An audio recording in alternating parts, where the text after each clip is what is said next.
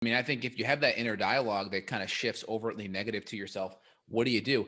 In NLP world, you go and you visualize the stop sign, right? You don't beat yourself up over it. You visualize the stop sign, and then you shift into appreciation.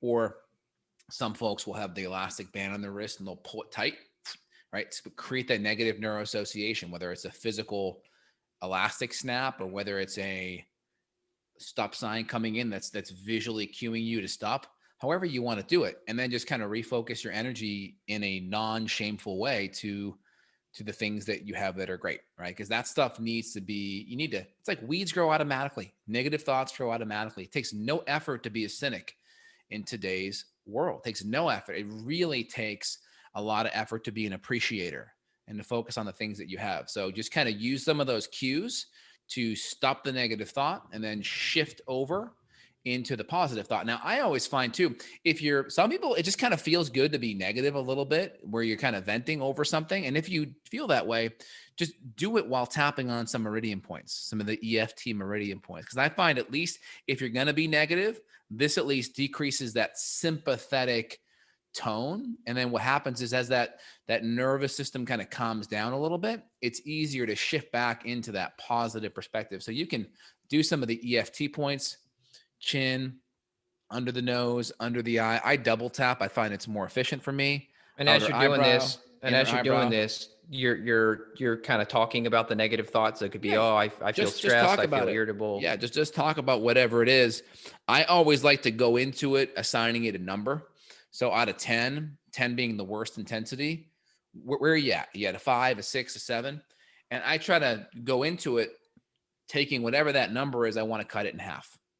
So if I'm at a 7, I'm going to cut it down to a 3 or a 4. If I'm at a 6, I want to cut it down to a 3. If I'm at a 10, I want to cut it down below a 5. So I just try to go into it and have that conversation with myself about whatever that thing is that's pissing me off, whatever it is that, hey, that difficult patient, that really stressful bill, whatever it is, right?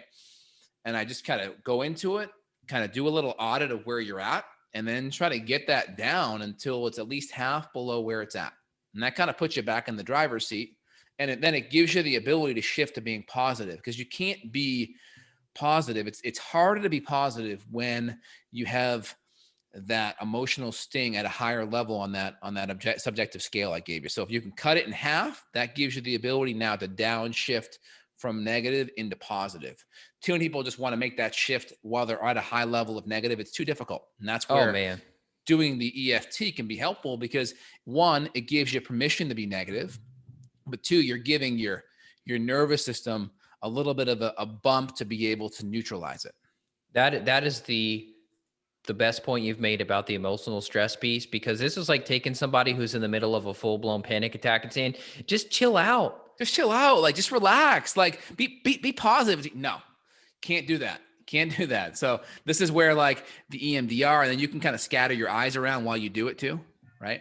So you can go look at like a clock face and go to 1, 9, 3, 6. So you can tap while you're pretending like you're looking at different clock numbers with your eyes. And because when you move your eyes, that uses different cranial nerves, which uses different parts of the brain. And that kind of, the whole goal is you're kind of scattering that signal. Number Mm-hmm. one, you're interrupting the pattern.